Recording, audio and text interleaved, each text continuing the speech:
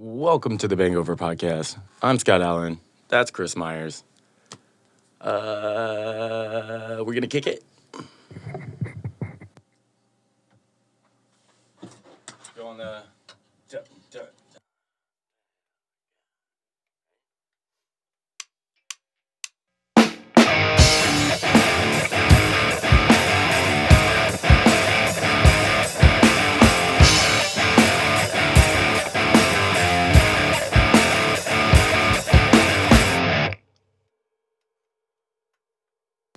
Oh, we should have practiced that more. We're coming at you live on the stream. Also, you'll probably see this video on YouTube. Sorry about my pop mic. Today's episode, as you probably read in the title, is Marilyn Manson's Hollywood 20th year anniversary. So we're having a party. We're having a party for this album. Let's get into a little bit of the first time you heard. Probably this I think we album. talked about that, at least Manson. The first time around. Yeah, when we talked about the, what was the album we did? I think it was Antichrist. Yep. Yeah. Antichrist, probably my favorite out of all of them, but this has to be my introduction album because 1998 it was released, or 2000. 2000? So this is the 20th anniversary. Duh, I just said that. Duh. It's kind of early for me right now. Usually like to do this in the evening. 20 years. I don't know why I was thinking 98. But that was like the time where I was like getting into music, you know what I mean? I'm like 13. I'm starting to like... Yeah. I think I was riding in my sister's van, and I just saw like the albums on the ground, and I just remember picking it up, and I was like, what the fuck is this? And then the music videos were like all over MTV. Yeah, the classic music Yeah. videos for just the, was it the obscurity of them? Yeah, they played it all the time. Played them all the time. And Yeah. he had about, I know 3 for sure off this album. Nobody's Disposable Teens, Fight Song. Yeah. But I feel like there might be a 4th video I'm not thinking of right now. If you buy his greatest hits, or I forget how he calls it, all that we've forgotten or whatever. It was a double Like a best of? Yeah, it was like a best of, and you get the a DVD with it of all the music videos, which is just That's cool. the best when bands do that. I miss those days, you know, the special album, the special release. Like, yeah. I guess you still get that with vinyl, but you don't get that video part of it. You know, probably go to this website, download here, you know, offer code, Patreon, whatever. Yeah. But I still just miss having, like, just those little special things that came in a CD, you know? Like how a CD looked, the print, like, I remember this album in particular, you could put this in your computer and it would pull you up to, like, the Manson's, Marilyn Manson's website or something. It was, like, connected to it, but for whatever reason, I tried to do that on my computer and it immediately crashed. Like, gone. Had to get like tech personnel to come over. I told my dad I didn't know what happened. I didn't tell him I tried to put this in. And now that I'm thinking about it, I think I might have tried to burn this album, and there might have been one of those.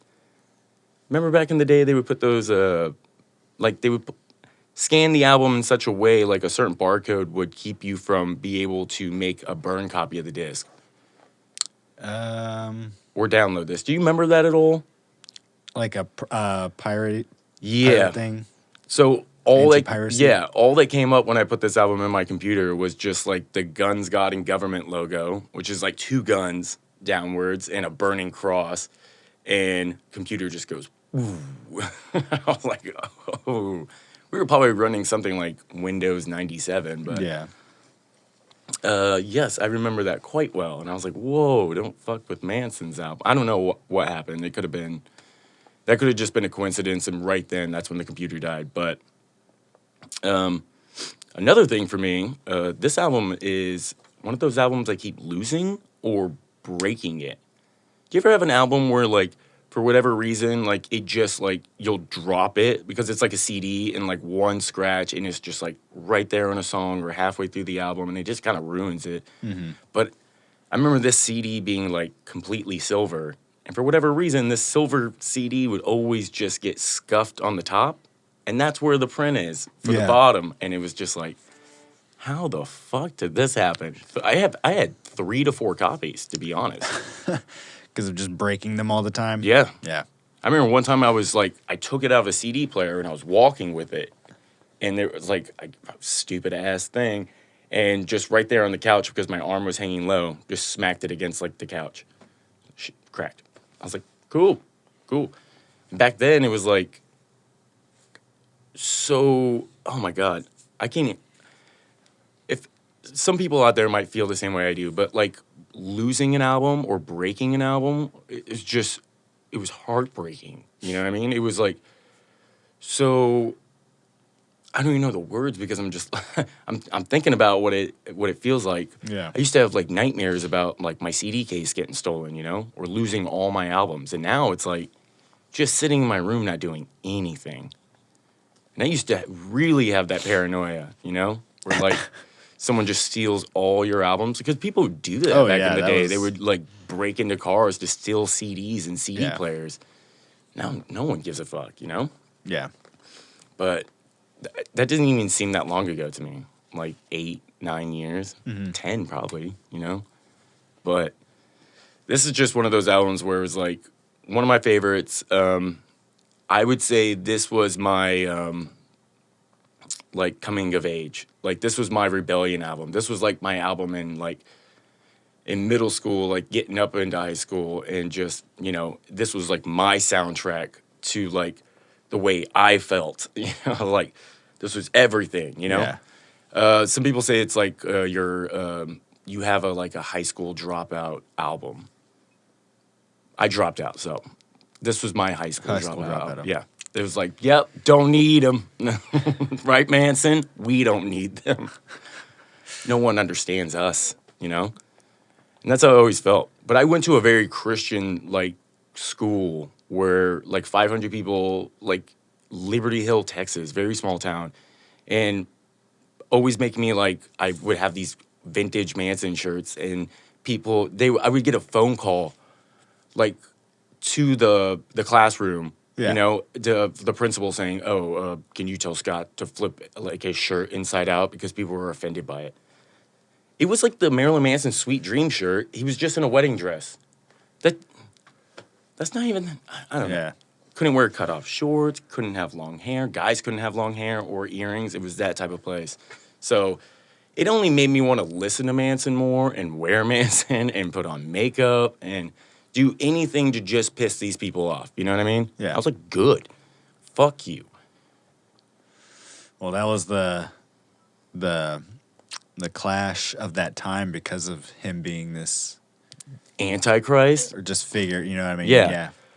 No one makes scary music, you know what I mean? Yeah. Do you think anyone makes scary music anymore? Like shit that really like shakes people when they make a song? Or now it's like more of a political stance when it comes to scary? I mean, like there's evil music, like Danzig and like King Diamond and shit that used to shock and all. And now are we just used to it? Like, is there anyone that's like a true, like our next evil person? Because the last one was like Eminem, you know? Because everyone was like, whoa, those lyrics like are crazy. Yeah. I mean, yeah, there's like people who come out in shock. I mean, the nearest example to us recording this would probably be like Cardi B and that WAP song, because that came out and, you know what I mean, creates this social thing. And it's like you said, people are like, oh, and like parents don't listen to this. And it's like, but it's also like this, like, homage to women sort of a thing where it's like, let them say whatever they want, and if they want to be sexy and whatever. And if people feel shocked and all by that, then like get over it. Yeah. And it's good, I guess, because in a way, like it will make things more comfortable in the future. Just like how we're saying now, there's like no more scary music. Like no one's shocked by a guy wearing like breast implants on stage that much anymore because Manson already did it and like kind of we've seen it. You know what I mean? It becomes normal, or not normal, but it just becomes yeah. You just like after like the 10 years of like seeing the point it, of you're just shock like, is you see it for yeah. the first time, and that's like the kind of like embodiment of it. It shocks you because you've never. Yeah. So after you've seen it, there is no more shock value to it. It loses it immediately. Yeah, and so hopefully in the future, people stop thinking that's a shocking statement, what Cardi B is saying, because that's ridiculous. Yeah, or that song. Like, people, like a female coming out with a song that, you know, just talking about her wet ass pussy. Oh, no. Oh, don't listen to it. Good God. Some assholes always feel like they're forced to listen to it, like these people that protested at Marilyn Manson shows, you know? Or I guess they felt like they were saving people's souls. And I always wish I could have gone to a Manson show back in the day that had protesters. By the time I went to one, 2010-ish whatevers, you know, no one cared anymore. No one was out there protesting. So I never got to see it like in its limelight where it's like... The people are burning the albums and like... Yeah, and everyone says this is like the last great Manson album. But it's also like, I guess one of the last like, what we were saying, like the last great shock and awe rock star embodiment of a rock star, right? Yeah. Because after this, I mean, we talked about that in the last episode again. You know? There's probably going to be more backstory in that one because that's a previous album and that it comes sooner in his career. Right. So, you know, at this point, he's already is this bad boy. And so he's having fourth album in. One up himself, like you're saying, every time. And by this album, you kind of, you know, it's more or less the songs are kind of, you know, like the Nobody's One, the fight song. Yeah. Like they're more, that song's like very political. All of it, all the way through. Right? Love song too, all that stuff. Yeah. So it's more or less not maybe the outside because he probably, I don't know what his motif around this era is as far as physical, like Mechanical Animals is like you're saying the breast and the like feminism of like your man, whereas this one is more like he's burning the Bible on stage, I think, right at this point, and he's like coming out and like ripping it apart, and a lot of it has to do with like the Columbine, and what people were saying, they were like listening to a Manson album, that's why they did it, because because they were possessed by the devil. I mean, well, that was the Columbine thing happens, and so this is kind of a response. This not the album, but well, he in his own words, he said this entire album is written all about that. You know what I mean? Well, you have the Nobodies, which is specifically kind of targeted towards that. And I wouldn't, I wouldn't even say it was just for the Columbine thing. It was more like a reaction to like shootings all over. You know what I mean? Yeah. So you want to get into the album? I want to so we played Love Song in the beginning, and I'm so sorry for the audience. Another time where having a bass player would be fucking great. You know what I mean? Anyone out there that plays bass that wants to come and jam with us on this and talk and party, let us know because we need a bass player and a singer. 2 more slots to be filled. That's about it. Maybe a keyboard player. But it's kind of hard to represent these songs when the guitar is so obscure. You know what I mean? I mean, you know exactly what I mean. Because you were like, this is the guitar part. And I was like, that sounds nothing like the song. And you're like, it's not even just it's not even the... I mean, the industrial move. We can get into when we talk about the album. But yeah, there are like more rock songs, but then there are more industrial songs. And there's more like noise, like layers, synth, guitar type work. There's... you have Johnny Five on it, so he's doing, you know, it's not experimental guitar, but there's a lot of effects going on. There's a lot of weird noises. There's a lot of breathing with the guitar as well. The guitar, you know, and that's kind of again a motif or a thing in industrial music. Is the bass and drums are driving, and then the guitar just comes in and does weird shit every now and again. Yeah, just an effects machine at this point. Like weird noises or like the chorus stabs with like, you know, like hard riff. But it's all, you know, and we'll talk about that later on because they do that. There's a clear Ministry song on here on this album. And I mean, there has to be. Manson's always been one of those guys that like started hard, or started like in a weird spot and then got like really heavy on these 3 albums in a way because there's a lot of love songs on I wouldn't here. say heavy. I would say he embraced the industrial side more. Yeah, but even after this, there's always one song on every album that's just like harder than nails. You know what I mean? That's it's like the Foo Fighters. Like you always get that one really heavy song. Because this album's also kind of a concept album, that's why it flows weird. It has this weird flow of like breaks with heavy songs, like you're saying. Yeah. Mixed in with like really ballady songs. There's a lot of ballads on here. There's keeps like dropping after like fourth track. You know what I mean? The album is split into 4 parts. There's A, D, A, and M, Adam, and it's In the Shadows, the first one, the Androgyne, I can't pronounce that, Andron. And and then part A is Of Red Earth, and then M is The Fallen. So it's a concept album in that cool. In that sense. That's why it has this flow of like, right after you get into Disposable Teens, that's why target audience is the way it is, going up to where it cuts off in its sequence to the next part. That's why there is these ballads, I think, on this album. There's more ballads, I think. You have 19 songs, and, I wrote down all the ones that I thought were like ballady in the sense of like, and you have not half of them, but a good percentage of it. A good like third of this album is like, it's like heavy. Break it down a little bit. Heavy. Yeah. Well, let's get into the album. Okay. List, so. We started off with Love Song. The first track is just what bands used to do all the time. The first track is kind of just intro. There for the intro. It's written by him. Not a song. Manson, and it's slow and it has this build, but it doesn't really like crescendo because it once it does, it's not that the song is continuing, it stops because like you're saying, it's this intro thing. It leads right into the drum intro of. This is what this album does so well, is just lead into song after song. You're like, holy shit, that cut was great. Can I play a little bit of that drum track for Love Song? Yes. Because I just think it's such a great lick, to be honest. It's very easy. Yeah. I'll probably fuck it up, though. So song builds from God Eat God right into this drum track, or this drum intro.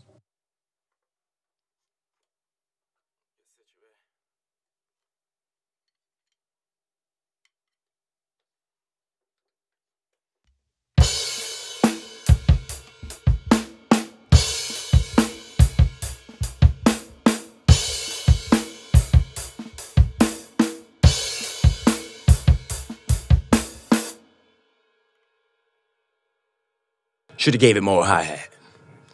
It does sound so in the pocket. I know on every Manson album, it is programmed drums, not live, but this you have Gingerfish live.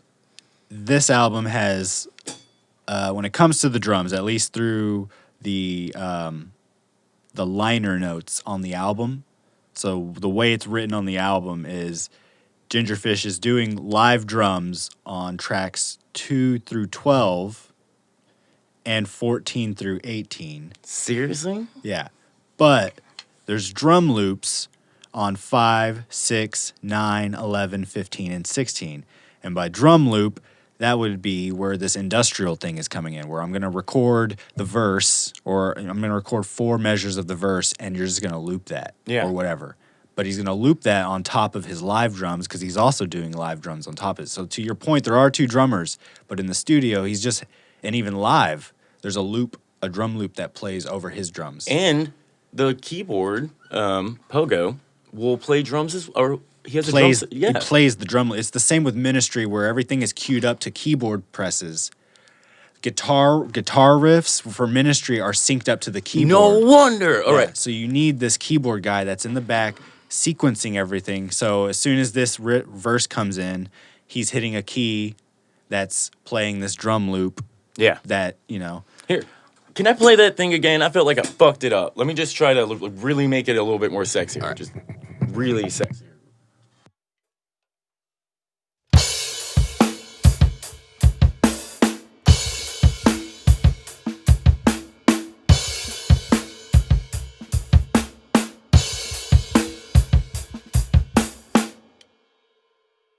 Any better? How does that? Yeah. How I does mean, that? it sounds like just a straight. It's more or less not. Are you playing the right thing? But are you in It's the that bass pocket? drum. Yeah, it's that bass drum. Are Is you it in in the the pocket? pocket? So, And it's so hard to like. I'm because trying it to was just a envision. regular Yeah, 4 like beat, I like just rock and roll beat. If I So, had that bass guitar, and then yeah, he also does damn it. drum machine on 10 and 13. So the actual synthesized drums are only on 2 songs, whereas the rest of the drums are programmed like an industrial band at the time, where you're Yeah, recording pieces and looping them. So it was like 5 and 6. You said on those Is loops? which one doing loops? Yeah. 5, 6, 9, 11, 15, and 16. So that's, let's see, 5, 6. That's Target Audience and President's Dead. Great song. I said 9 Yeah. is A Place in the Dirt. What was the other ones? 11, 15, and 16 are Death Song, Coma Black, and Valentine's Day. Okay. Well, I'm not gonna be able to play this Disposable Teen. I was like, maybe there was a loop on Disposable Teens, but no. No. No. I think what's going on in Disposable Teams is from here, it looks like straight, it's just live drums through that one. That's awesome because that might be like a first. Like, please, tell me if I'm wrong. People, leave a comment. But I've done a lot of research through Manson albums, at least, the first ones up until like Antichrist, because I was reading the book and they talked a lot about the recording process, but it was always like recorded drums. All of Antichrist is recorded, like programmed drums, you know what I mean? And then Coma White feels the same way. I think it's But there could be some live tracks on there too, because there's some things that do stand out where you're just like, this is louder than the last song. At this point, you know what I mean? too, like we said, he's kind of bigger in his career. So, probably playing shows, it would sound better if you recorded kind of what you're taking to the stage. If you're going to have a drummer on there. And for at some that, point, yeah. 9 Inch Nails kind of did the same thing, too. And if you're doing that drum beat, it's so much easier to have the drummer, a really good drummer, Yeah. Gingerfish is, Yeah. to come in there and just lay it down like in 1 take. You know what I mean? Because he's that type of guy. He's like well-seasoned drummer, if you say, So, yeah, we got Love Song, and then that's Twiggy and John 5 wrote the music for that one. All lyrics are by Manson. I'm going to, as we go through song, I'll say who wrote one. Twiggy also is the bass player and, lead guitar. Sorry. So it was always like that, like where Twiggy would and write, bass. Twiggy would write a lot of the songs on guitar. Yes, there's a lot. He actually did the drum loop for track 12 also. So they're kind of like all going around. Yeah. Stuff. So yeah, because did. The main source is really like Manson, Twiggy, and Pogo at the time. And then Johnny Five was like chiming in. Yeah. I guess it depends on which song you're talking about, because there's songs where he's taking the lead. There's songs where he's taking rhythm. There's songs where he's playing bass. He's kind of all over the place. So it just depends on what song you're talking about. And it's on stage. When they're on stage, they don't switch. You know, he's a bass player, Johnny Five's guitar. Yeah. So then, we go right into Fight Song, who is, I believe, Johnny Five wrote the music for that. That makes sense. And then is that one that we were just playing? Ooh, got some AC. Was that the first one that we were playing? Fight Song, right? So, we were doing Love Song. So doing Love Song, and then we were going to do Fight Song. We have a few pieces we can play from that one. Yeah. How do you want to do you want to give me the intro, and then we'll go straight into how the song starts? Because I love that guitar part, dude. The yeah. I'm gonna tune it up real quick, but yes, chorus. I'll start with the intro. I'll just play a piece of the intro. Trying to think, how should we do this one? Should do it like how the opening of the song is. Okay, well, let's try that. And then we can go into the verse and talk about that, because it's a pretty good verse. Okay.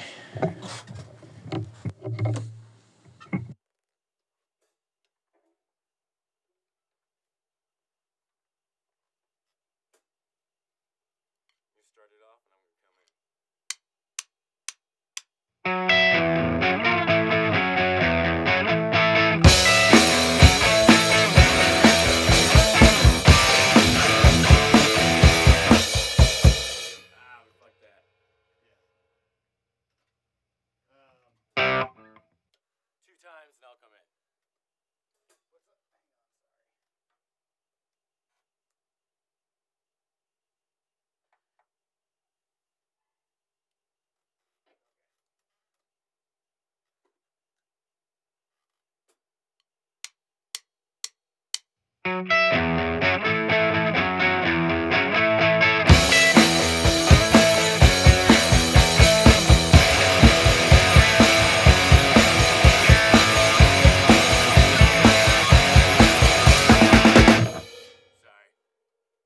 was a 1. That was a 1.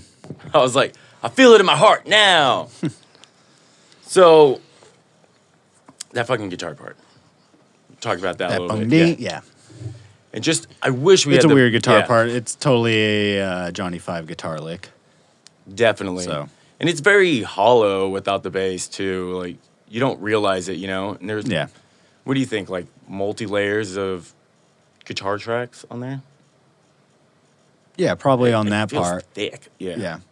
But then it goes right back to the intro, which is like the verse. Yeah. Yeah.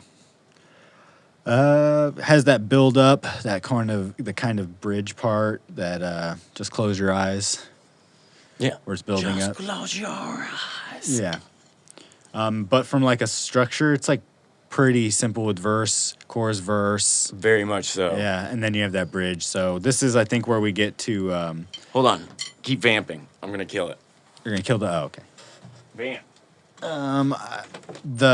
What I wrote down for this song, in my notes, was it had that interesting riff, that intro riff, and that the difference. It's kind of a different style of song for the album. It kind of feels like it's. I wrote like it's really poppy and catchy. So we start with like Love Song. It was more like kind of heavier. You kind of get into the album. This one takes a sort of different twist. The song, it feels like it's a sort of different style song. I mean, Johnny Five wrote it.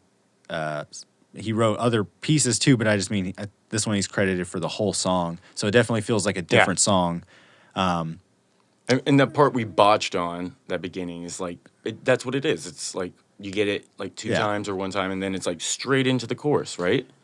Yeah, but I would also say this is probably one of the most poppy songs on the album. As far poppy in that it's like radio friendly, like you know, definitely it was all over the place. You know what I mean? It is such a good song. It's still to this day like will like give me goosebumps, like get me a little pumped. You know? Yeah. The name, the whole thing behind it. I don't know. Maybe it's because like I remember watching it when I was a kid. Like I shouldn't be watching this music video, you know? Up-tempo build sort of thing. Or not like it's a driving song.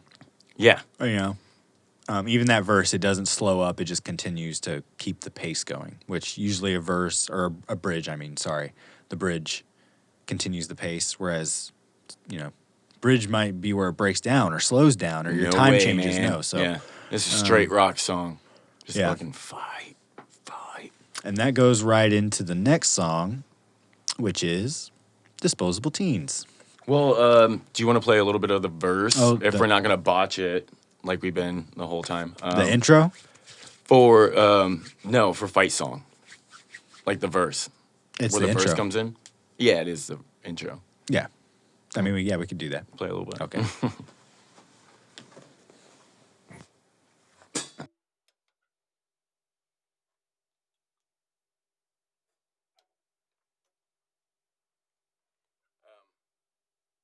play a little bit of the chorus, and I'm going to do the drum roll into the verse, and that's how you know to change. Just do the roll. Okay. Okay.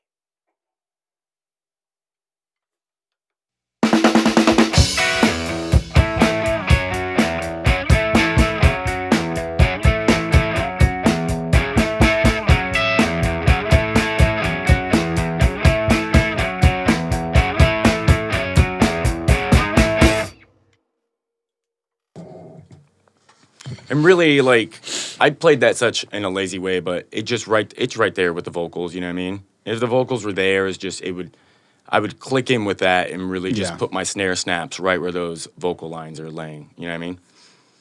So bear with us because it's more like we have to do this from straight raw memory. Like we have to pull it out of the fucking ether after talking, trying to be informal or have information. Yeah. What do you call it?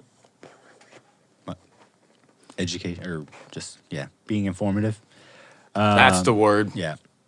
Let's see. So yeah, fight song. This Then also was. It's a pun on like high school and college football team anthems, like fight Do you song remember and the stuff. music video? Not too. No. It's like a football team in white and a football team in all black, and it's like the goth kids versus the preppy kids on a football field, and he's like right there on the 50-yard line, like killing it. Yeah. Well, it's this Awesome. from the statement about the song. It's a post Columbine statement about mainstream America's own glorification of violence among youth, and this is portrayed in football. So, America glorifies violence through football and youth football and all this stuff, but then also looks, hey, there's this Columbine thing that happened. So Okay. it's like, drawing that sort of comparison through a song. That's also like this anthem sort of thing. So that's fight song, and that kind of goes into Disposable Teens, which is another single from the album. Might as well be he's talking about the same thing here. You know what I mean? Yeah. Same thing, sort of. Sorry, I have an itchy nose, people. I have a hair. This is another, like I said, single. It was released. It said the standalone edition had some covers. Working Class Heroes and a Doors cover 5 to 1. So the single That would have been really cool to own. Yeah. I don't think I had that. Like, out of all the Manson fans I was around, I don't think I ever saw that. But I heard these songs later on the internet. Johnny Five and Twiggy wrote this song. So we can play a little bit of that one because we know. Holy fuck. Play a little of that one. That one I wrote down as far as like my notes that it was like really, it's probably like we had an up-tempo sort of song right before with Fight Song, but I think this one also has like this kind of driving, like you were saying, like kind of gets you pumped up sort of song. It's just all chorus. It's all chorus across the board. When like really diving into these songs, you could see like Fight Song and Disposable Teens, same format, same layout, same thought process heading into it. It's just like what pop bands do. It's a very catchy way of writing music. Yeah, that's what I wrote too. Is it's very heavy. Like even when I've seen Manson a few times. Same with you, probably at the same shows and stuff. But every time he plays this song, it's super heavy. Like the speakers are just like so thick. Yeah, and like you whenever get that they're like awesome drum lick, so that's even heavier. You know. And then it's a catchy chorus. So while the song right beforehand was maybe like poppy, catchy, this one also carries that same theme of like something to sing to, but it's a little bit more on the heavier side, not the like, you know what I mean? Yeah. See, you can tell definitely Twiggy came in and was like, let's spruce it up a little bit with some he always had like riffs. some. He's a metalhead as well, but it was also like he knew how to just like really just have like a good backbeat. Like for nothing else, it's just like that driving force. Yeah, you don't have to do much, you know. But this drum beat is it's one of the more challenging ones for me on this album that I picked. I watched a lot of drum covers out there where this is like one of those well-covered songs because it's really fun to play on drums if you can get down the pattern, you know? Yeah. And I was always like, there's two drummers, so the way I've been playing it for years is just like the laziest way possible. But I'll like spruce it up a little bit to try to get through it. But this reminds me of Head Creeps. You know what I mean? Same way.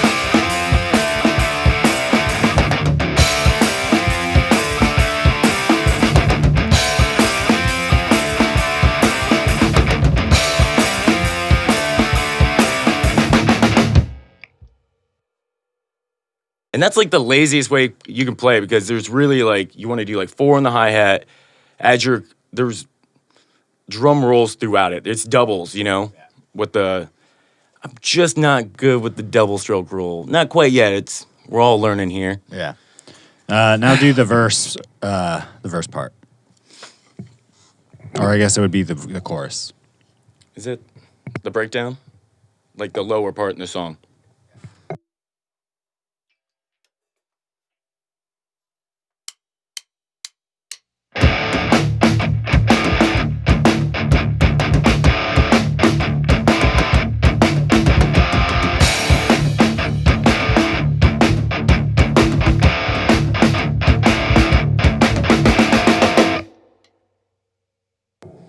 Love it.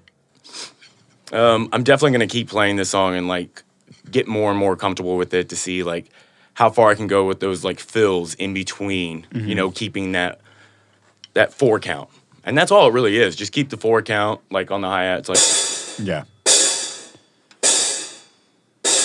if you could do that, you could do whatever the fuck else you want, and just chewing the 4 on the snare. Come on. So yeah, that song.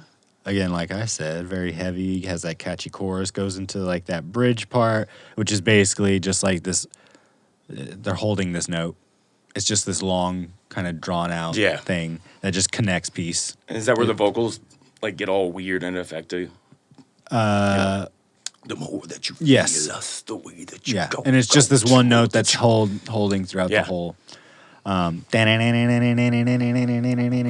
what I mean? Yeah. When you discover us. So then, that song goes right into track 5, which is Target Audience, Narcissus Narcosis. That was really good. And that's written by Ramirez and Johnny Five. I wrote down that it has that really slow intro, but the chorus is really heavy. But then it also builds up to the very end with this like this doom sludge riff, which comes out of nowhere, where it's like, what the hell is this? Oh, remind me what that sounds like a little bit. Oh, I don't. We'd have to play the song, but it does culminate to this really slow, like doomy sludge thing that I've never heard Manson do necessarily, where it does sound like a whole different thing. And that's World Ends, right? Scott might be playing some music here, but let's see. What else did I write? Oh yeah, just that's about it. That heavy chorus also that it has. Let's see here. What else? I don't have any other fun facts about that one. Let me see what Twiggy did on it. Did a lead guitar on it, which is interesting. Bass as well. Oh, right. Yes. Very cool drum beat and bass line again. At the very end, that sludge part. Yeah. That gets crazy. It's like 3/4 into the song.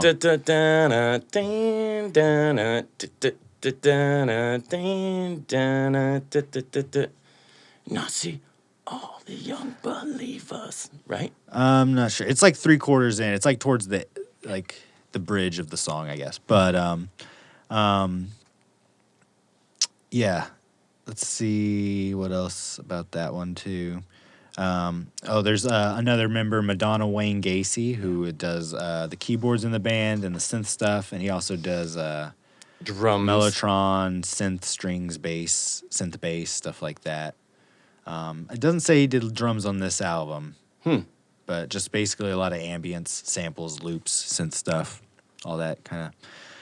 And that gets us right into the next track, which is President Dead, which is written by Wayne Gacy, Johnny Five, and Ramirez. Such a cool song. Yeah. Put me in the motorcade. That one I wrote has a really cool riff.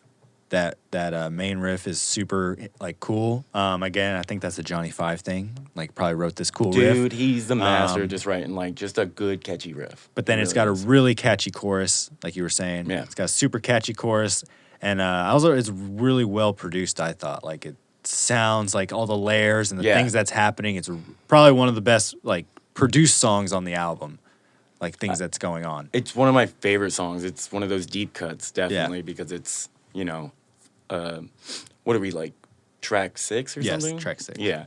So we're getting in there, but it's usually those are the songs that are kind of like you forget about until you listen to the album again. You're like, fuck yeah, dude. You know? That's the first track that also Wayne Gacy's featured on. So he, you know, that's kind of, I think, again, why this song stands out a little bit is because of that. Yeah. You know, you have a lot of people writing on it.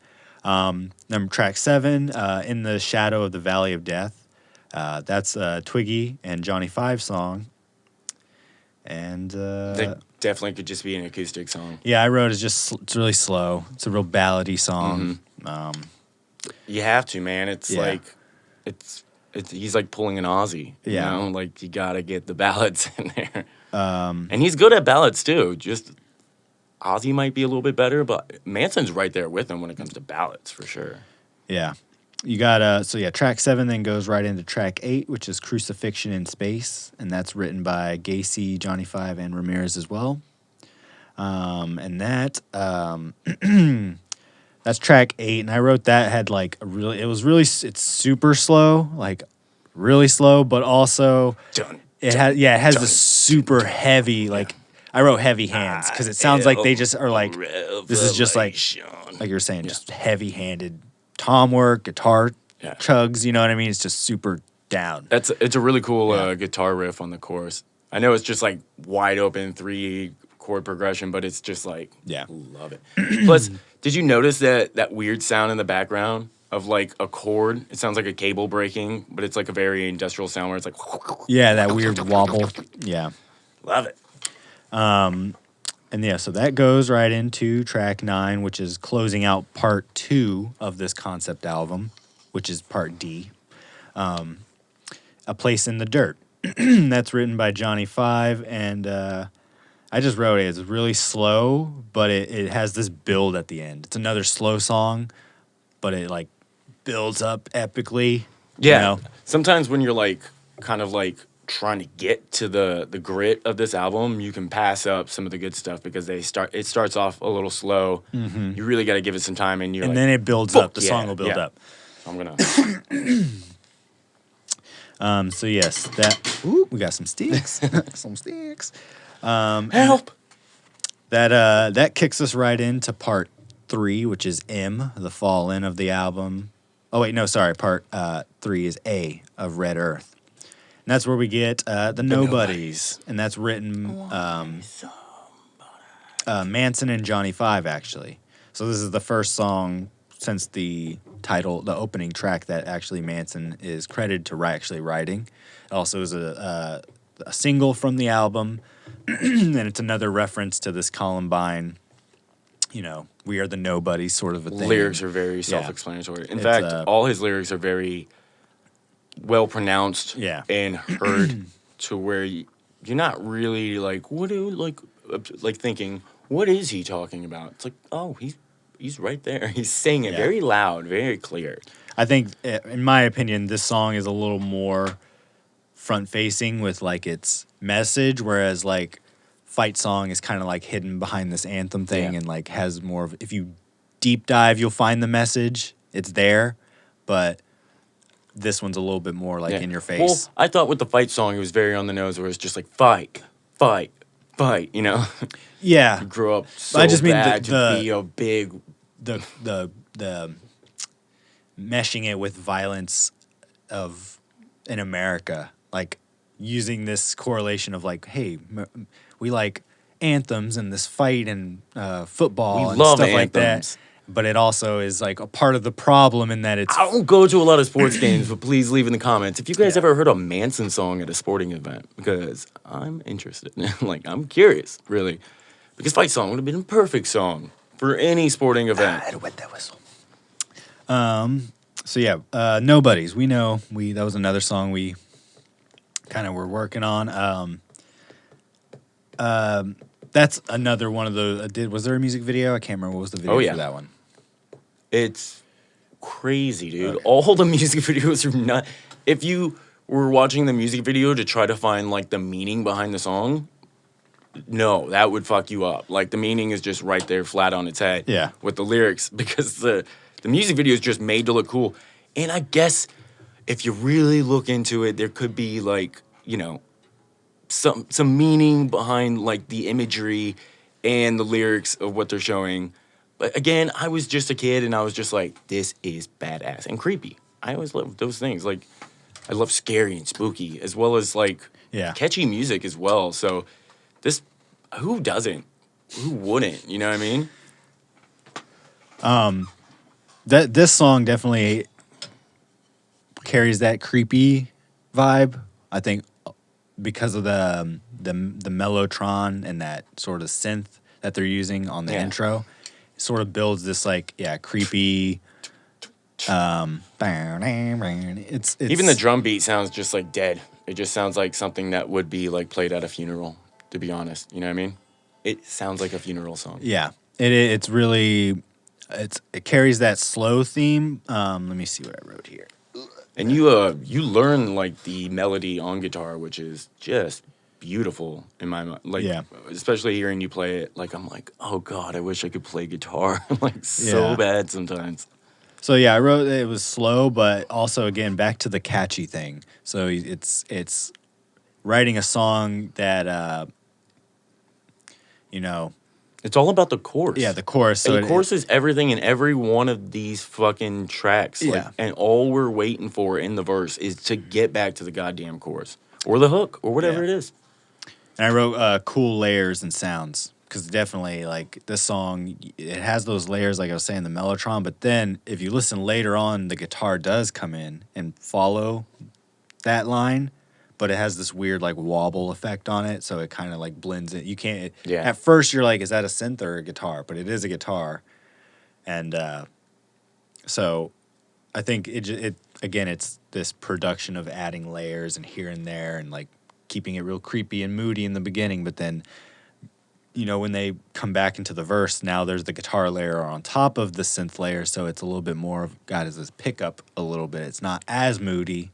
Yeah, it's getting a little bit louder because that chorus is just all like fury. Because if everything else is so sad, the chorus is very uplifting and like, you know, it's like after having a good cry kind of feeling where you're like, God, I was scared I should do that more often, you know? So we can play a little piece of this song. Do you want to do the chorus? Because again, the verse. Yeah, let's do the chorus. Yeah. Yeah.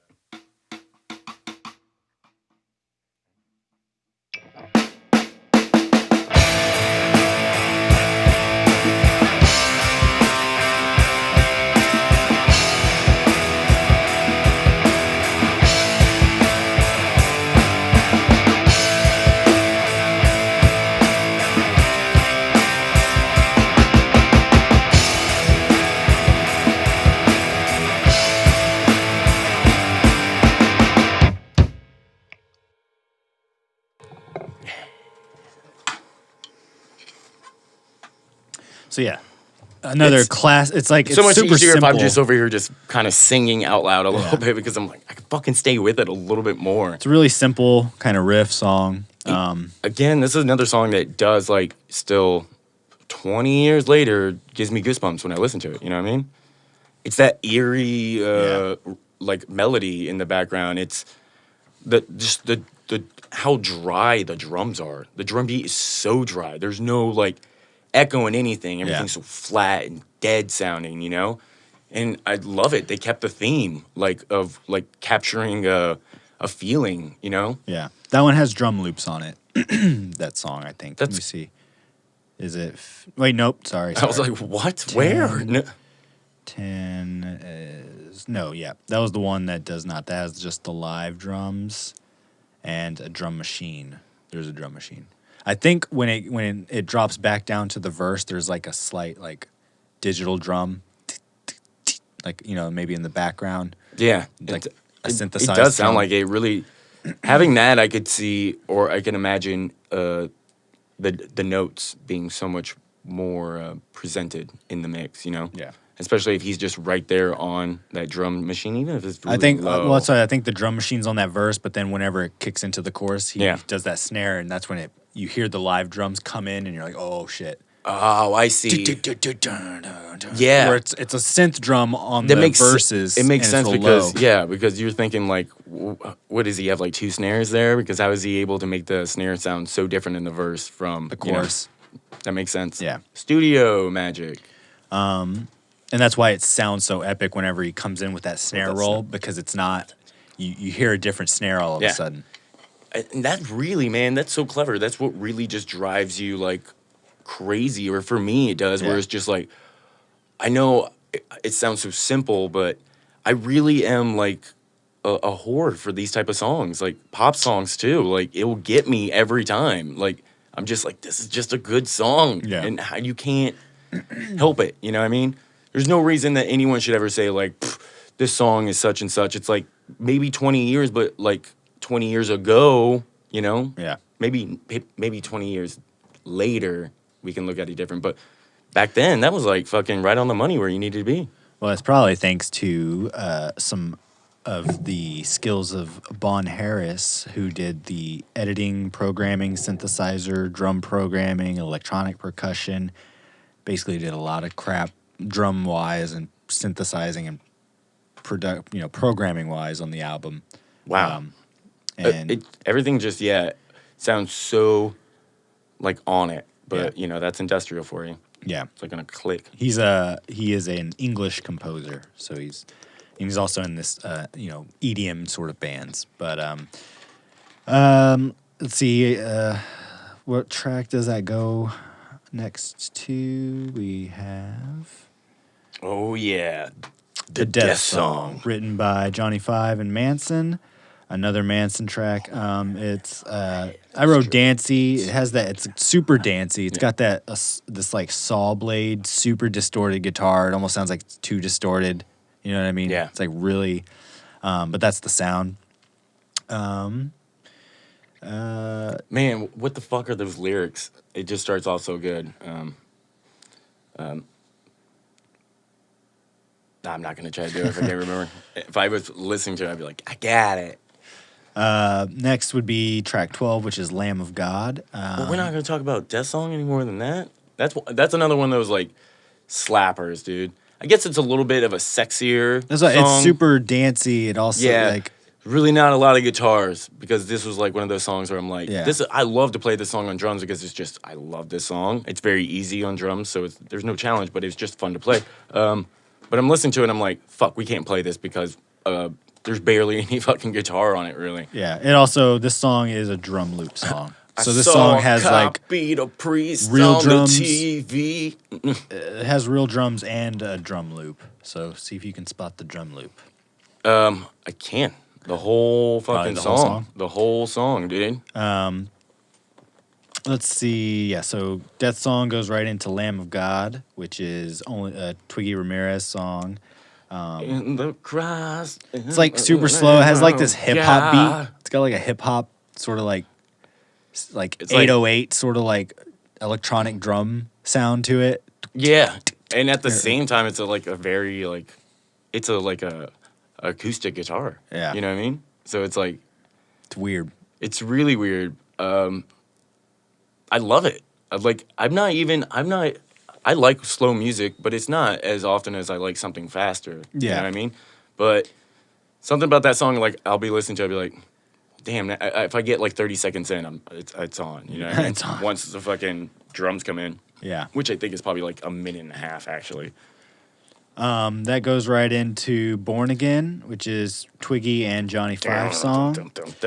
Yeah, that song, super dancey. Yeah. Super Another electronica song. Yeah. And really repetitive. Like, it literally, it's the song, Don't you want to be a star? I like listened to it, and then I went back and was like, okay, I'm going to listen to the front, listen to the middle, and listen to the end, and it's the same each piece. Like, it does not change. The song is from the very beginning to it is the end. It's super... If anything, just like it's all the all that background, like noise keeps getting like crazier and crazier and crazier as it goes. And that leads us right into the end of part A, or part 2, which is Burning Flag, track 14. That is the Ministry song. That's like the super industrial, super heavy, like probably the heaviest song on the album. Love it. So Burning Flag, or Born Again and then Burning Flag, if you listen to it, it's like, I'll be born again. And then it just cuts and then the drum beat comes in. Da-na-na. Like, flawless. Like, I love it so much. I love those songs being back to back. I would always, like, sometimes if I had, like, 10-minute bus ride, maybe I could bang both of these out in the morning. You know what I mean? Yeah. Those would get me hyped. Yeah, that's definitely one of a hype song on the album. Super industrial, has that Ministry sound. Even his vocals are probably the most distorted. Some of the most distorted. I think actually later on it gets the most distorted. Well, but on this song, he definitely has that like distortion on the vocals, the stabbing guitar, the driving bass and drums. Like it fits every industrial like checkbox you got. You know what I mean? All the categories. Yeah. I failed to mention, if I have to jump all the way back like 14 tracks, that Love Song sounded like the loudest his vocals sound on this album, where it's like he blow his freaking throat out. But because you reminded me, because you said that for like Burning Flag, it's like the same thing, where it's like it sounds like he's just stretching them to the point of, like, well, I think again it's not, it's part of it is his performance, but it's that distorted effect that they're adding. They're like adding this like grit to it. And so when he does scream, it sounds like he's blowing out his voice or like whatever, but that it's the owl thing. That and it sounds like this gargled mess because it's so much distortion on it. I was kind of curious because everyone has a different approach when it comes to vocals in the studio. And one of the approaches is like you go in the studio and you just do it like until you blow your fucking vocal cords out. I mean, I'm sure he get did the best put take, heavy just performance really into it, stretch them. Yeah. But I think that sound, it's not so much on the performance, it's more on the effects. It's more on the studio making it sound gritty and crazy. At least like with Owl and stuff like that. I'm sure Manson especially on has that one, a little bit more dude, it is range, reverb. But not that he can't like get really performance out of it. It's just like, for example, and we'll get to it, but I think track 18, the second to last track, King Kill. Such a good We'll get to it. Yeah. So where are we at? Yeah, we're ending part 2, going into part part 3. Sorry, we're ending part 3, going into part 4, The Fallen. Coma Black, written by Manson, Johnny Five, and Twiggy. Another one that's just like your classic. Super slow build. Yeah. Another one that builds, has like slow in the beginning, but has this like crescendo. If he had like ending. an unplugged, an MTV unplugged, this would be on there. This song is also split into 2 parts. There's Eden Eye and the Apple of Discord, part A and part B. So I'm sure in the lyrics there's even in the music there's. That's crazy because there's another song called Apple of Discord that you can only find on like, I believe it's a soundtrack or it's like a single, and it has it sounded like something that was supposed to be on this album, but it was like just didn't make it or something like that, or there's some correlation with it from the previous. I forget, but I know like even in the shadow of the Valley of Death, there's like another lyric in one of these songs. You know what I mean? Yeah. He like everything kind of like. Someone told me, I didn't hear this from any real article, but more so a Manson fanatic, that like these 3 from Antichrist, Coma White, and Hollywood are supposed to be like a concept, all 3. This is what I heard. I mean, this album is definitely a concept. This one so itself, each thing's supposed to be like going on a different take of the same story. It's like a different part of the story. You know what I mean? It's the trilogy or whatever. So yeah, going right from Coma Black into 16 is Valentine's Day. That's a good one. Very cool sounds and has this cool like double vocal thing he's doing. That's written by Ramirez and It's what you want to hear at a Manson. prom. Yeah. That goes right into track 17, which is The Fall of Adam. That's Twiggy Ramirez and Johnny Five writing that one. So many tracks. We're almost there. Yeah, that is like that really soft intro. But then another really cool building song where it's this slow song. Another acoustic. Yeah, that builds to, that just builds. It has a cool build, you know. Very cool. Yeah, it gets up there, dude. Yeah. It gets up there for sure. And then you got that going into like the song we were referencing Kill before. King 33. 33 degrees, I guess, is what it is. King killed 33 degrees. There's a degree. There's a degree thing at the end of it. Must be like some tarot card thing. That's another dancey song. That's the one I was saying. Of all the songs that I heard, it sounded like his vocals had the most like distortion on them, where like you can't even hear what he's saying at all. Like it's super unintelligible. Kill yourself with your lazy It's like screen. You cannot hear anything. Cannot obey. Get And what you say. it's another one of those like repetitive. Like you listen to it in the beginning, scrub to the very end. It's the same. Yeah. Like. But I know what they say in the backing vocals. They say "Kill King 33." No, Kill King 33. Damn, I wish I would have dived in a little bit more on the lore of all this because I would have to like bust out the booklet. There's a lot Which of is like like stuff. Yeah. The most brittle things that I own are like Marilyn Manson shirts and Marilyn Manson like CD infolds. No, it's like, oh my God, be careful, you're gonna rip it in half. No. And then that is pretty much the end of the album. We come to a close with song 19, Count to 6 and Die, the vacuum of infinite space encompassing. So it starts off like a gun loading. Like that's what it sounds like. You know, Yeah. click, click, and you're like, oh, this is the end of the album. It's That's written what I by always Johnny thought. Five. But it gets up there to where it's like there's an actual song and it's very, very. I wrote is super slow, another ballad. But it's so good. Like even all the slow songs are just so catchy. You know, every song on here has just been so catchy one after another, and it's crazy because there's 19 tracks. You know what I mean? Which that's a lot to fill. Like we had a little bit of filler here and there, but it was really, you know, I guess you could say Love Song is almost a filler thing too, because it's a very short song. It wasn't even like a full it's almost a written order form. It was like half of what every other song is is like the singles on this. It was almost 70 minutes long, 68 minutes. Wow.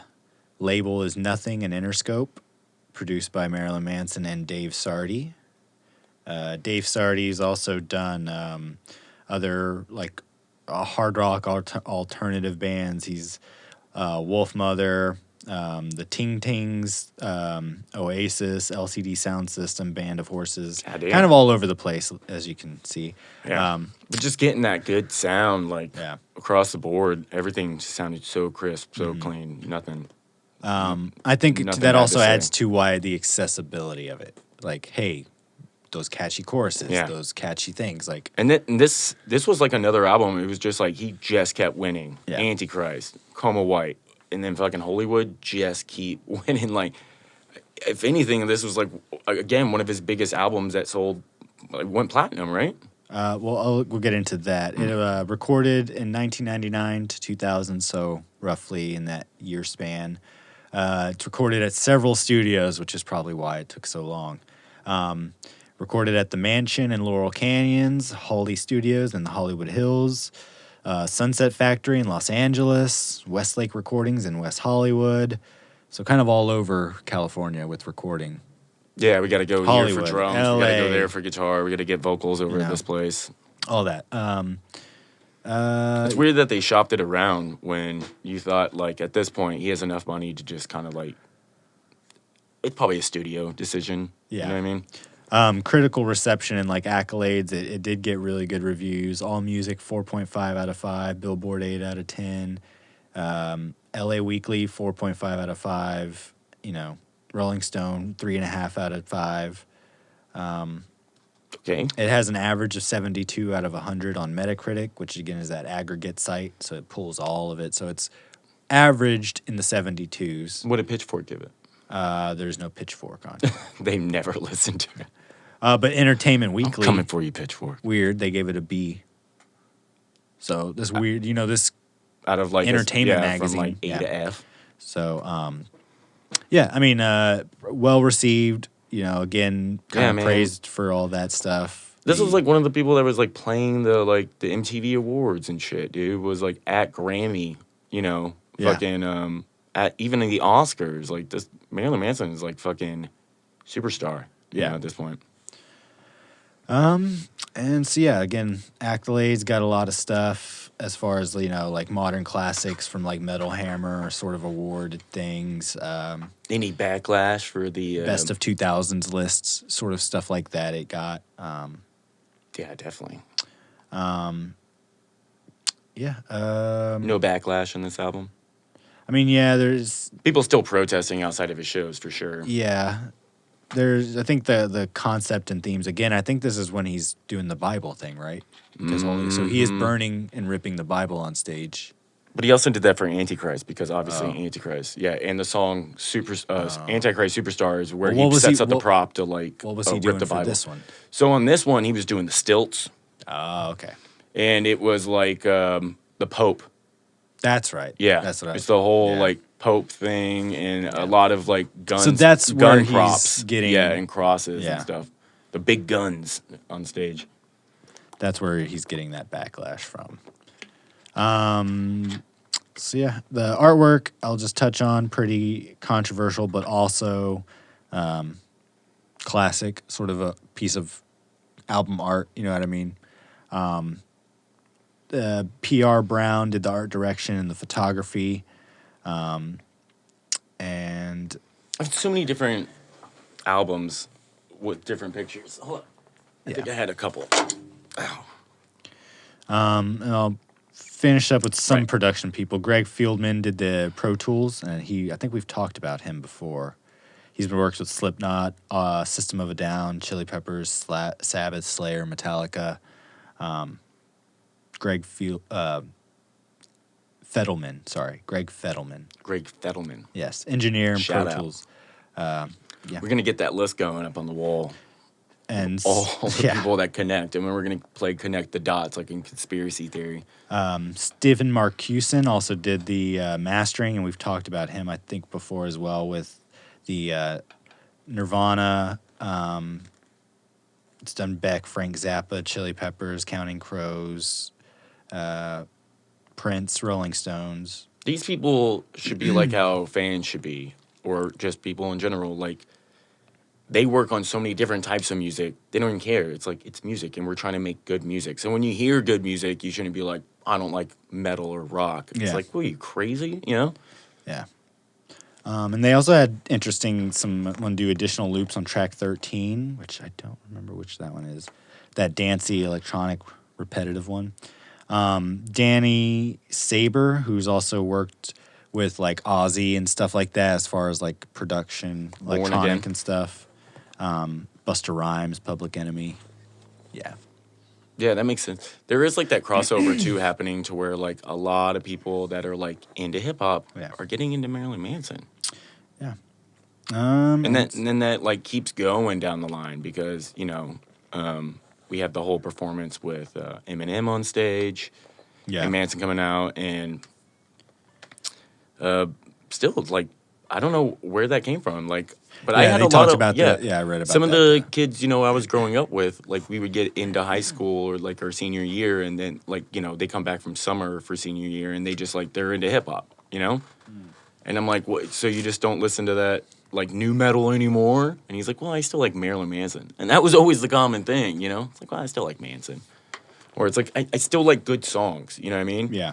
But it's everyone has a little like change in the the way you dress and looked in high school. Yeah. So one last little thing, like you were Changes. kind of asking about where it got to 13 on the U.S. Billboard 200 list. So it got pretty up there. Pretty up there. Pretty up there among all this stuff that's happening in 2000, you know. Shit, yeah. Which is so many albums. It's one of those years where, like, you're going to find some of the best albums of all time was created in 2000. And it has something to do with, like, I think the world was about to end or something in 99. Yeah. Manson did a lot. He's probably, I'll give him, like, the MVP just because if it's not him, it's that... it's got to be him or probably Twiggy for just doing the most. That was always like writing, the main core. Playing 3 different instruments. Twiggy always did that. He took over a lot of that when their first guitar player was out of the band. Yeah, and even coming into Coma White, I believe a lot of that was written by Twiggy before we even got Johnny Five because he kind of entered in like a halfway point. Yeah, when he came to that. A bulk of the songwriting and touched on the most different instruments. Yeah, and I'm going to give it to Johnny Five because he had to put up with all the shit. All right, there were some really bad stories about, like, we talked about that last episode. Yeah, I get it, really demanding perfection. Yeah. I get it, but, like, throwing, a water bottle, like, an unopened water bottle, you know how those things bounce, man, in the face because he wanted you to, like, switch to the chorus or something. He said he knocked out his front tooth. That's crazy. Yeah, that's... And I hope they would make amends, but I don't think he's ever going to come back and play with them. Yeah. Everyone that is the personnel on this album is no longer with the band. And for various reasons, and some people have been... I think Twiggy just, like, so many things he has on his plate because he's a live drummer. You could see him with KFFDM. You could see him fill in for a lot of people. Did the Rob Zombie stuff. That was so good. I think Gingerfish actually did do some Rob Zombie stuff. Oh, I was talking about they're Johnny at a certain 5. point, but yeah, Johnny Five went off and did like his solo. He also did, obviously he's right now in the Rob Zombie. Yep. But he was always like a hired gun. You know what I mean? Yeah. He played with Rob Halford's band. He played with David Lee Roth's band, Diamond. So he was just a guy in the studio that used to noodle. The one thing I don't like about Johnny Five is he doesn't like to wear shoes. He's just like flip-flops and sandals, which is like... Yeah, that's a little weird. Kind of hippie, man. But definitely check out like some of his YouTube videos where he'll like play some of his favorite tracks, like on BuzzFeed or something, or Rock...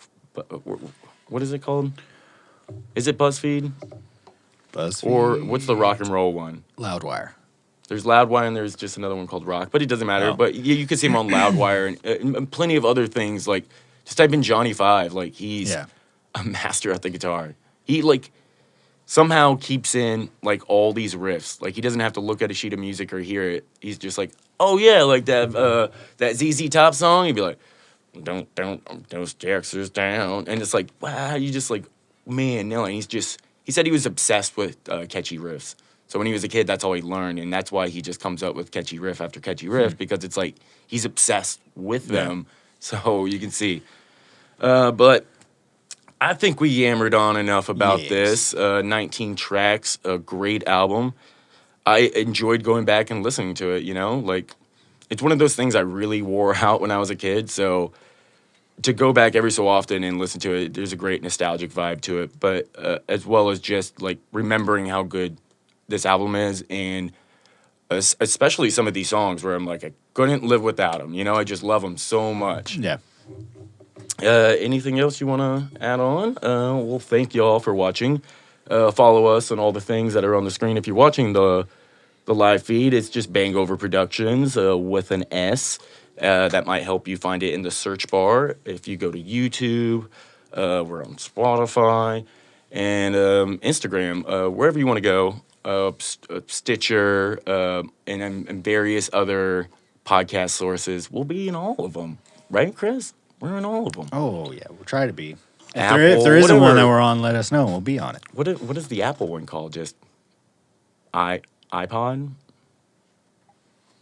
Apple Podcasts? Apple Podcast? Right. Check us out on Apple Podcasts if you want. If that's probably the one I don't even care about. Yes, thank y'all again. And do you want to go out on some Burning Flag? Can try. Do you remember? Not really. You want to listen to it? We can try.